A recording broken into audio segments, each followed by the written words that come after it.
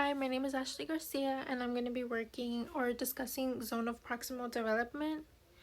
What is it? Zone of proximal development is learning the sweet spot. That's what I think of it as, which is where students can do something with very little help without the teacher. That's like kind of like guided practice, like the gradual release method that I do, we do, and you do.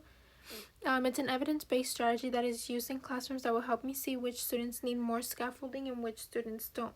I will be using the scaffold methods all throughout my lesson. So during the I do, if I see the students are struggling, I will have them use things like a graphic organizer, pointing each word as they read them, give them clear and easy definitions to what the text features look like. Um, the you do part and the we do and the you do, I'll also have scaffolding things for each student, like for the low students, emerging basic students, and even for intermediate students. For the intermediate students, I'd provide like discussions, I guess. Like I'll have questions of on the paper that they'll be having on like why they think it's important to find those text features. I'll have them use books that have less hints to where they could find these text features. On the side you can see like the circle of zone of proximal development. This is how I view it. The lighter color is where learners need a lot of guidance. You constantly need to adjust instruction as you go and help them in every lesson. The darker part is where the intermediate students, where they don't really need guidance. They kind of learn it and then they work on their own independently and they get through it much quicker. And the medium color is the zone of proximal development, which is what we're focusing on today for today's lesson, which is where we're working on our mini teach outline. You can see me including a lot of zone of proximal development ideas that or strategies that I included in there.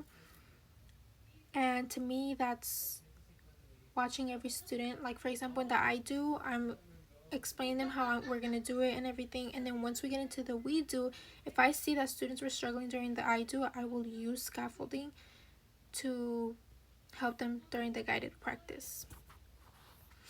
How I used it on the opening and I do, I used the magnifying glass connection. I told them, do you remember in science we use the magnifying glass to find this, and we use it the same but with text features. I'll have them have an imaginary magnifying glass.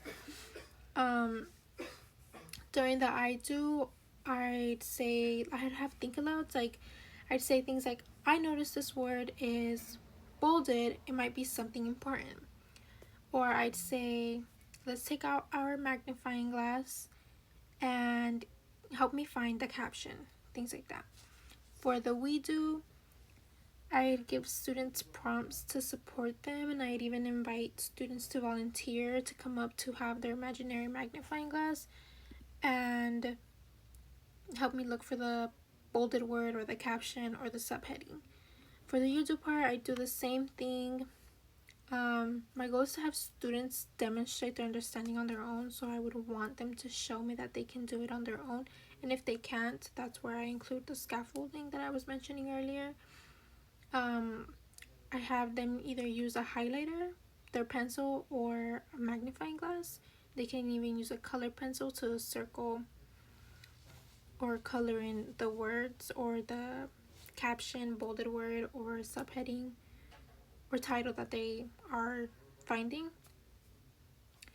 And I'd observe all throughout to see which student needs more help and which student doesn't. Okay guys, let's settle down. Okay, so the objective for today is students will be able to identify various text features in nonfiction books. These text features include bold words, captions, subheadings, glossaries, and table of contents. You guys won't be seeing much of glossaries or table of contents today, but you guys will have an example of what it looks like. You guys will understand what each means and how to find them. Okay, let's get our mirrors on. Mirrors on will be used to have the students repeat something that I have on the board after me. Let's read our I can statement. I can use text features to help me find information in a nonfiction book. Good job, guys. Mirrors off. Do you guys remember yesterday during science when we were using a magnifying glass to look for insects or small little things that we weren't able to see with our own vision and without the magnifying glass? Right. That magnifying glass today, we're going to be using it when we're reading. And the way we're going to use it is it's going to be called a reading magnifying glass. So take out your reading magnifying glass, put it by your eye. We're going to use it to find clues in a nonfiction book. They're called text features. Do you guys remember, I have it up the board, do you guys remember when I had a poster and it had like a bunch of definitions? So we're going to look at that today as well, but it's going to be for text features. Text features help us understand nonfiction books. The ones we're going to focus on today are bolded words, titles, captions, subheading, and glossary. We won't really look at glossaries, but we will look at an example. Titles are big words at the top of the page, and it tells you what the book is about. So you can tell there, right there in the picture. Okay, title's a big word at the top of the page, and it tells you what the book is about. You can see there, like the title word is like in big letters. Sometimes they're in smaller, and sometimes they're in big. But they're always at the front cover page of a book. Captions are smaller sentences under pictures, and it explains what the picture shows. So a book, I could be reading a book about bunnies, and the bunny picture is going to be displayed there, and under is going to be a small little caption that says the bunny is running in a field, and it's going to have a bunny running in a field as the picture. Subheadings are smaller titles, so you see the title was like big and like is taking up all the space almost. Subheadings are a little bit smaller than that, and they're usually in bold, and they usually tell us what the section is going to be about. I noticed that this word is bold, right? Yeah, bold words are dark, thick words. It shows important words to remember. So when you look at a book and you see that the word is bolded, you're going to think, the author probably wants me to pay attention to it. It's probably an important word. Let's focus on it, but let's also keep reading and look for more bolded words, right? Okay, let's say we're reading a book about bunnies. It will say something along the lines of, the bunny is hopping around the farm. And it's going to have bolded words like hopping and farm. Why do you think it's going to have a bolded word hopping and farm? Because bunnies hop. Yeah, they hop, and because most of them live in farms or in fields. Now I'm going to show you guys glossaries and table of contents. They're here at the board so you guys can see. Get closer if you need to. A glossary has, like I said, the word and the definition. This helps us learn new words that are in the book that we aren't familiar with, that we're able to look back and see, oh, this is what the meaning of it is. Like yesterday in our science lesson, we learned what telescopes were and what magnifying glasses were, but we didn't look at the glossary in the book. So it's going to be very hard to understand some books. Sometimes they'll have the picture there next to the word with the definition, and sometimes they won't. Now the table of contents looks very weird, right? Doesn't really tell you much, but it kind of does. Now let's take a very closer look. The table of contents is a page at the very beginning of the book that lists all the sections or chapters of the book. It tells you where to find information quickly, and it always has the page number right next to it. So you can see here, if you want to look for where the turtles live, you might find it on page 6 where it says Ocean World, right? And here you could also see that it has the glossary. What page is it? 32. Yeah. So you'll also find the glossary on the table of contents. It'll help you find it. Some of them might have them, some of them don't. Okay, now we're going to take out our magnifying. Let's go back to our tables. Let's take out our pretend magnifying glass. Okay, you guys have a book in front of you. I have the same book. Let's look for a bolded word.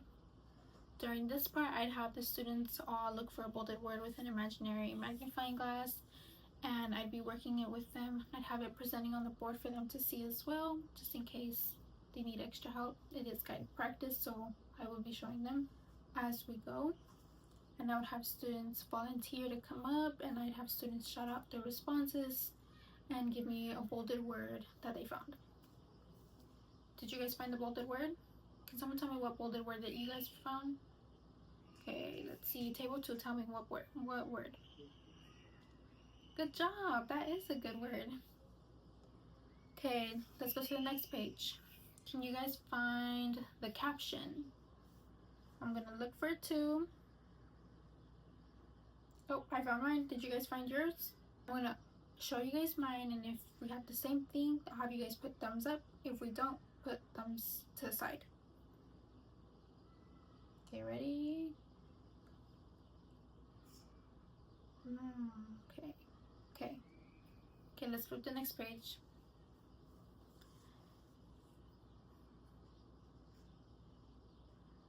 Okay, can I have a volunteer to come find the subheading from this page? Yeah, come here. Help me. Get your magnifying glass out and look for it. Where do you think it is? Perfect. Alright, she has hers. Do you guys have yours? Okay, 1, 2, 3.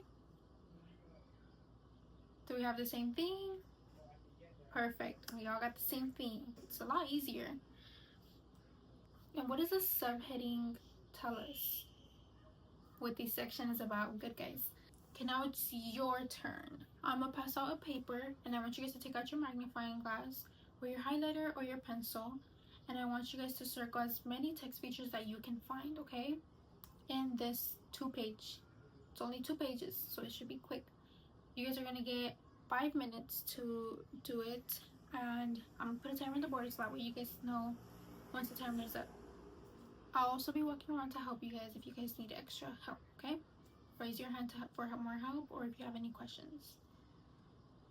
So during this time, I'd give quick prompts to the intermediate students. I'd even pass out a paper of having them answer, once the students are done looking for the text features, I'd have them fill out a paper that has text features, bolded words, subheadings, and captions, and they'd write what the text feature was for each one, for each section. And during this time, I'd also be helping the emerging basic students, kind of guide them through and be like, remember, this is the definition of this. Where is it? I'd give them mostly definitions to help them look for these words, because they might not be familiar with how it looks, but they probably could recognize it through the definition. For the lower students, I'd show them, or I'd have them work with a partner if a student is done with everything.